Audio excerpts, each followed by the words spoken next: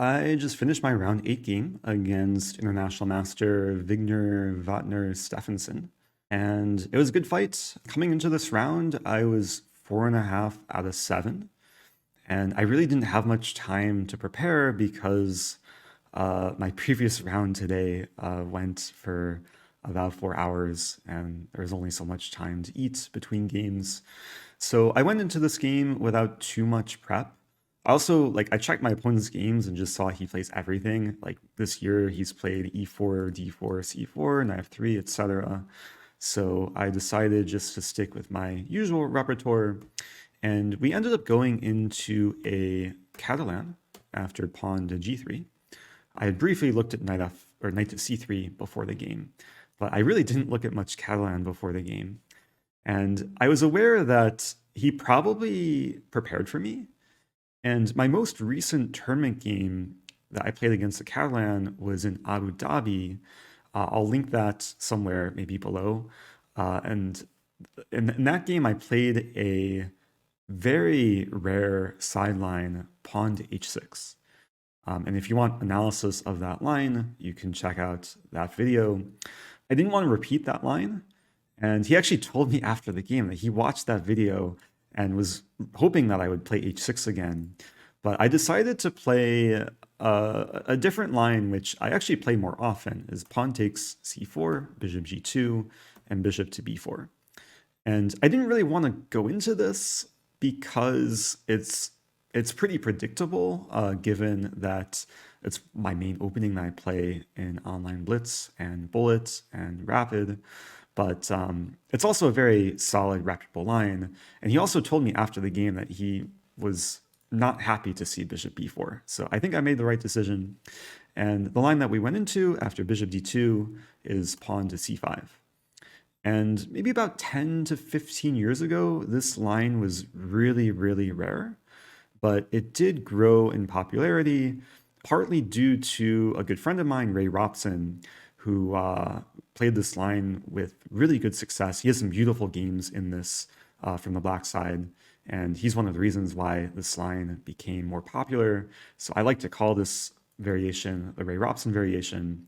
And the idea of c5 is to first defend the bishop, but also to pressure the center, and it avoids a lot of the mainline Catalan theory. So from here, my opponent played a3, and he was still in preparation. Yeah, because he reviewed this before the game, takes, and then takes, and takes. And black is temporarily up a pawn here, but white has a bit more development, and this pawn on d4 is a bit weak. So I go ahead and play knight c6, defending d4, castle, castle, and then rook to c1. And I'll admit that I wasn't really in specific preparation, but this is a line that I've studied over the years, and I knew that with reasonably accurate play, black shouldn't be so much worse. But generally, it's a little bit more comfortable for white, so I knew I had to be careful here. So I decided to play this move rook b8, which has basically one main purpose of getting off this diagonal of the bishop, because I really want to play b6 or b5 and improve my worst place piece in the position. I can't play b6 right away because of knight e5, and then there's issues with my c6 knight being pinned. So rook b8, useful move. He plays pawn b4, and then I decided to play very directly and essentially force matters, play pawn b5, hitting the knight. And after knight e5, we trade, play bishop e7, we trade some more, and then after knight c6, white wins back the pawn on d4, and then we trade queens. And so far, it just looks like a whole trade fest, and it looks like we're heading towards a draw. But the thing about this position is it's still more comfortable for white, and I wasn't actually feeling 100% sure that I'm okay here, because after I play rook d8, he moves his knight back to c6, and black is under a bit of pressure here. And I actually took a long time on the next move, because I have to be careful of back rank issues. For example, if I play rook to d6, then I'm already losing the a7 pawn. I can't take the knight because mating on the back rank. So I was debating mainly between rook a8 and rook d2, and ultimately I decided to play rook d2. And the variation that we went into is what I calculated before playing this move. So he plays rook d1, I takes, so I do concede the d file, and now white is threatening back rank mates. I play g6, he checks, I play king g7, and the main reason why I decided to go into this line, even though it looks almost lost for black if white plays rook a8, just to show this on the board, there is a nice idea here to play rook to b6. Now this didn't happen in the game, but this is what I calculated when I played rook d2 several moves back. And the point of rook b6 is that if white takes on a7, then I have a very nice move, rook a6, pinning the knight. Now the rook is tied down and I'm winning the a3 pawn, and it's probably only black who can be better here. So rook b6, I think, would just manage to hold the whole queenside together. And if the knight moves, then either rook back or pawn a6, it should be fine here. So instead of going for rook a8, he went for pawn to f3. And then he said something funny after the game. Like when he played this move, he was imagining Ben Feingold telling him never to play f3. And it's possible that this move wasn't the best way to try and get an advantage, because it gives me time to play a really nice centralizing move, knight to d5. I think his intention was just to bring the king in and restrict my knight, but once I play knight d5, I'm feeling very happy because the knight has just a nice central post, and if he plays e4, then I can maneuver eventually to c4 and target the weak pawn on a3. So after knight d5, he then plays rook to a8, and then I played a tricky move here, rook to c7. At first, I was mainly looking at rook b6, but then I realized rook c7 is a nice little line, because if he takes a pawn, I have knight b6 hitting the rook. And this would actually force a draw after rook b8, knight d7, knight that hits the rook. His knight is also hanging. He'd have to go back to a8, and then we would repeat. So when I played rook c7 here, I offered him a draw because essentially I'm allowing the line with repetition.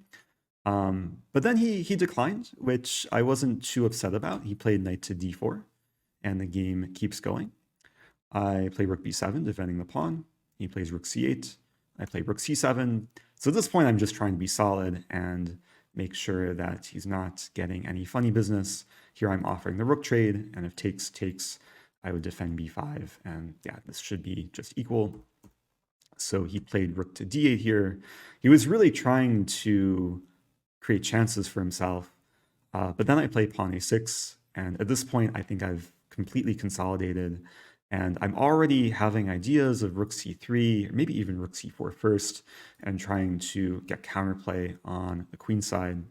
So then he took a little bit of a think, 6 minutes to play rook d6, and then he offered me a draw, and then I started thinking, do I play on, given that maybe he lost hope in his advantage? But then I realized, yeah, this position is very, very close to a draw. I was thinking about playing rook c4, but at the very least, I think he has pawn e4, which should be equal. So I decided to accept, and yeah, the game ended very peacefully.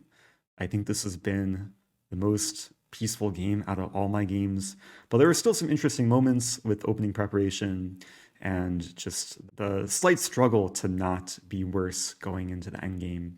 And he actually told me that he was following a chessable course for most of the opening, I think a course by Grandmaster Naranian on the Catalan. So I guess I should be pleased that I was able to just neutralize his chessable preparation, and especially because I didn't review this line before the game. Now, one more thing I want to do, because I'm really curious. I feel like this game was maybe close to perfect. Like I'm really not sure if either of us made any like obvious mistakes or inaccuracies. So I'm gonna run the engine analysis. And this is a nice feature on Lichess for anyone that wants just very quick feedback. I guess first of all, I have to enable Usually when you're in a Lee Chess study, you can request computer analysis and Lee Chess will do its thing. It is loading the graph. And look at this nice flat line. So white was like slightly better throughout the game. Oh, there was one point when I played rook c7. Engine wants rook takes c7, but this should still be a draw, I think, right? Wait, what?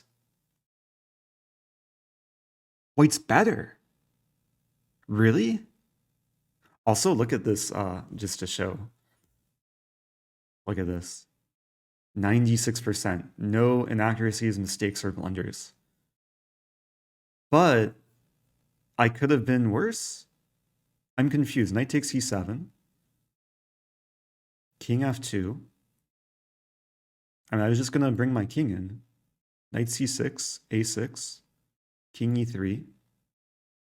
Wow, the king's getting to c5. I could have been much worse. Wait, what if I play e5? Ooh. Yeah, the e5 pawn's just hanging.